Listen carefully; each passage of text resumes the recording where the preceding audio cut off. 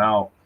So I'm going to give you a little breakdown of this code that I've created in Python. This code is created to basically search through data for specific characters or types of characters, and then it allows you to manipulate that data or to do things with that data. So this could be very helpful for you if you're building an application where you need to search for data in a large data set. So you imagine, for instance, let's say you have a let's say you have a piece of software that's managing a car dealership, for instance. You may want to look through all the databases or data sets and look for the words Ford or um, Jeep or other brands like that, and then be able to query the database and find out how many times those characters or words are in the database. So in this particular example, it's a pretty simple example, but it kind of does the trick and it kind of explains how this works. So the first thing we're going to do in this program is we are going to this line right here says we're going to collect an input. That's the first thing that happens in the program. It's going to get an input from the user. It's going to ask them uh, to type the name of a fruit, and it gives an example, banana. Okay, and you'll see here I have user give the fruit. Now the thing is we want to make sure that this fruit that the whatever they give us is an actual word. We don't because you don't want something. This is part of uh, kind of like preemptively checking for errors and looking for ways that could things that can break your code. So if somebody were to put in the number two, for instance, that's no those aren't letters, so we can't work with them as letters. So we need to make sure that whatever the user puts in is just alphanumeric, al, al, I would say alpha characters. So just letters, no spaces, no special characters, and no um, numbers. So how do we do that? Well, that's what this first line up here above it actually is. This is where we define what's called a function. And a function is just like a preset set of sub commands that you can run throughout the code. So you don't have to type all this out everywhere else in the code. So what this function does, as you can see here, is it will check. It's basically going to make sure it's going to return all if there's anything that's alpha. It's going to detect any special characters or spaces, um, and it's going to basically define that here, and can be used for uh, checking the data structure that comes into the input. Okay. Now, if this isn't making a lot of sense, it'll make a little more sense when you see it happen.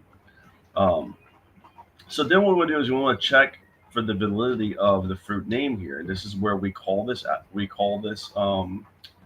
This is where we this function gets called, and then it says, and if it's not one of those things, then it will say, please enter a valid fruit name, no numbers or special characters. So we'll just keep doing that again over and over again until the person finally does it the right way. So this is a way where checking the validity of data before it gets introduced into the system. Then what we do is we come here, we say check for the length of the name. So what this is going to do is it's going to calculate um, the length of fruit. So we're assigning the input into fruit, and then now we're going to check for the length of fruit, um, see if it's less than two. If it's less than two, because no fruit is less than two, I don't think.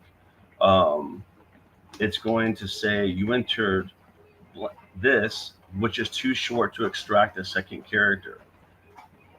That's going to run like that. Now, if that's not true, we'll go here to our else statement where it will print out the name of the fruit you have selected is this.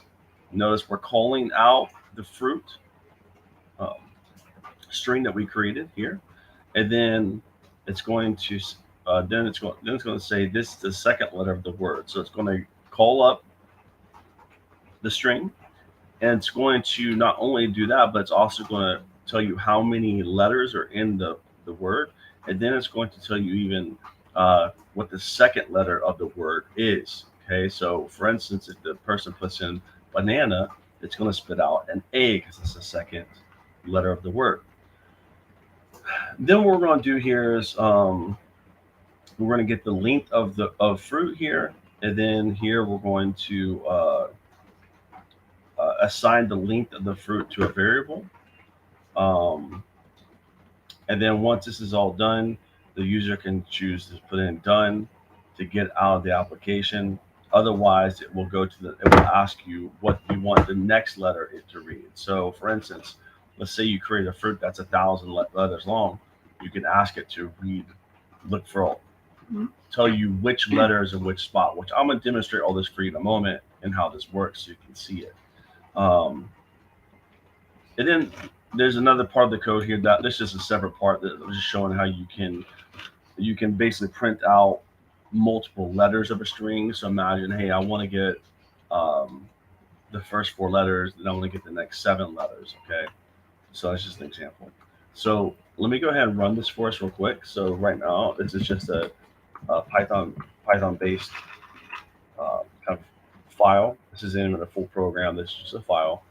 Um, so I'm going to run that. So it says type the name of a fruit. So I'm just going to make up a name. I'm just going to put a lot of different characters. Okay. Actually, before I do that, I'm going to show you some of the error checking that's built into this application so you can see how it works. Let's say I put 23, which is obviously not a fruit. Now, we programmed it. If you look up here, like I showed you earlier, it's going to give us an error message if we put in something that's not letters. Okay, so we go ahead and put in 23 and enter, and it says please enter a valid fruit name, no numbers or special characters. So you can see that's where this is getting that from. While this is not this, print this. And that's what you're seeing, that error message. So I could sit here all day and just put special characters like that. Just keep doing that. I would just keep doing that same error message. So I'm going to follow the instructions that we created. So I'm going to type in, instead of numbers, I'm going to type in a fruit. Let's just make the longest fruit could be, I want to make a bunch of fruits. Kiwi, orange, apple, pineapple. We'll just go with that. So that's a lot of letters, a lot of different fruits. So I'm going to hit enter. And you can see here that it says this. So the first thing that comes up to is it says, this is the name of your fruit you have selected. So it prints out the fruit to verify to the user what fruit they typed in. Then it says, this is the second letter of the first of the word. Okay, what is the second letter? As we can see, the second letter is I. Then we say, now it asks next letter from string. So, and it tells us this is calculated, by the way, it's 23 was calculated. It was actually pulled from the total length and assigned to be put in that position through a string. So we made we embedded the string. That's what these are right here. We're embedding strings within outputs and within strings. So this is like an embedded strings. So the next letter from string 0 to 23, type done when finished. I don't want to type done, so I'm going to say, oh, okay, what's the 10th word letter in this word? Okay, enter. It says the 10th letter is A. Okay, well, what's the 12th letter? And we could sit here. You can imagine you can go through this all day if you're looking for specific sets of data in your data sets. You could sit here and do this all day looking for stuff, and it's able to go through the entire string and search for those specific characters. So this is just a video. This is an example of how you can use Python to store, retrieve, and manipulate data within data sets. Hopefully you found this beneficial. If you did, please don't forget to like, share, and subscribe. Also, I do have a Patreon as well. The link is in the description of the video as well. And if you'd like to learn more about programming, you can actually visit my professional portfolio where I kind of share my blogs about what I'm learning as I'm learning it. You can also check out the educational path that I'm on as a developer. And if you're interested in learning more about this, you can follow along with that path. Join up in with our Patreon, and then get connected to our community on Discord, where we're kind of all learning how to code. We're working on fun projects together and developing things. So this is just an example of how you can use code to accomplish different tasks for you. So once again, thanks for watching, and until next time, happy coding, everyone.